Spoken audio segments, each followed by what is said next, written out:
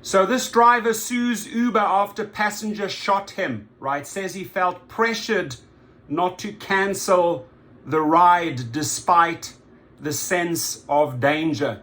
This is a lead that I handed over to Brian Greening. This driver is now represented by the best rideshare attorney in the United States, Brian Greening, and they will pay.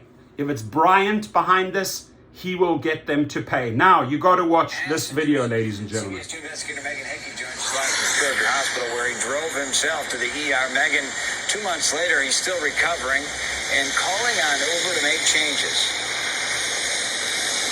Right, Brad, he said he had a bad feeling about the passenger based on their conversation leading up to the shooting, but he said he felt pressured to continue the ride because drivers are encouraged to keep their cancellation rates low. I've been scared to be in public. I have been scared to go back to work. Bayo Adeyemo says per Uber's policy, he only had a first name for the passenger, Luis, when he picked him up on October 20th. The man was acting strangely and made a comment about Bayo's race, quote, explaining how Mexicans did not like blacks, according to the report made by Illinois State Police. Expressway cameras on the Dan Ryan captured Bayo's black Volvo on the road. Soon after, I had a loud bang and I felt a sharp pain in my back.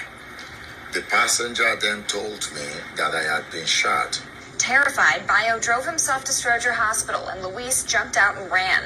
Bayo had been shot in the back. He had a ruptured spleen and fractured ribs. The next day, investigators were able to get more information from Uber, and the rider was taken into custody 2 days after the shooting. Now, do we know that this was racially motivated? No, we don't. But that comment Brian Greening, made Bayo legal rideshare.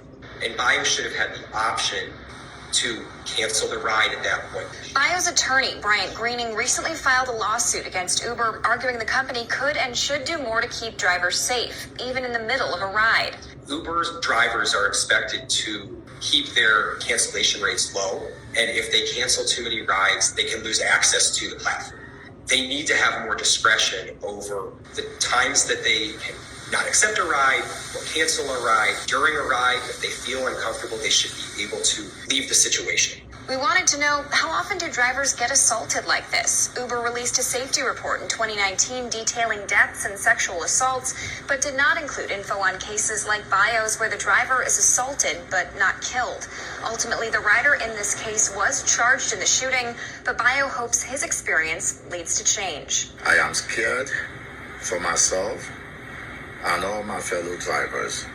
We really need Uber's help to make this a safe experience for everyone. The lawsuit asks for $50,000 to help pay his medical expenses. Uber declined to comment, citing pending litigation. But Brad, the company has said in the past that the vast majority of rides end with no safety issues. Megan Hickey, CBS 2 investigator. Our thanks tonight. So $50,000 is not much. It should have been far, far higher. I'm sure there's other lawsuits filed.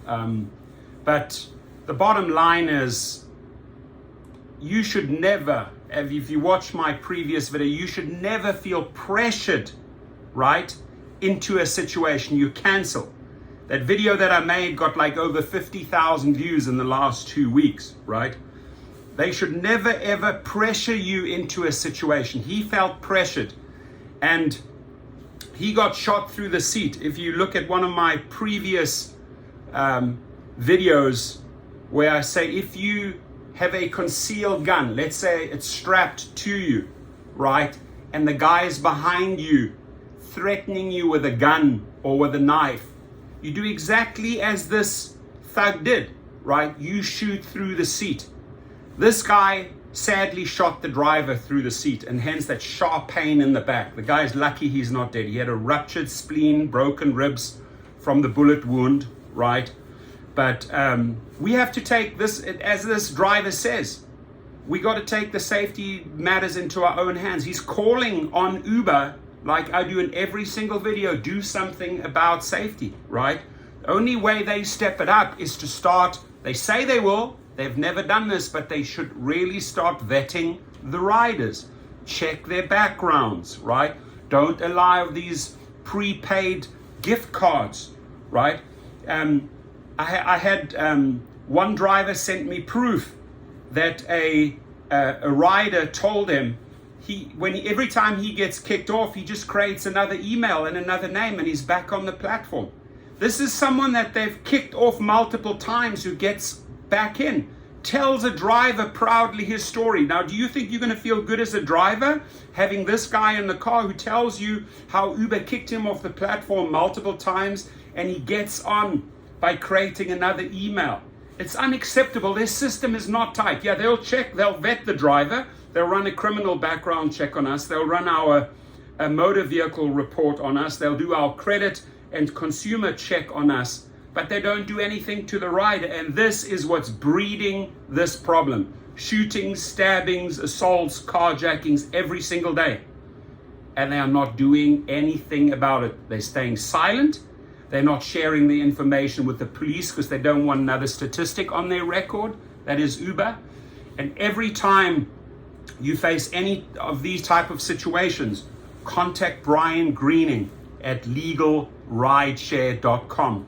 He gets the whip out and he's going to crack it and he's going to collect on your behalf. Have a good one.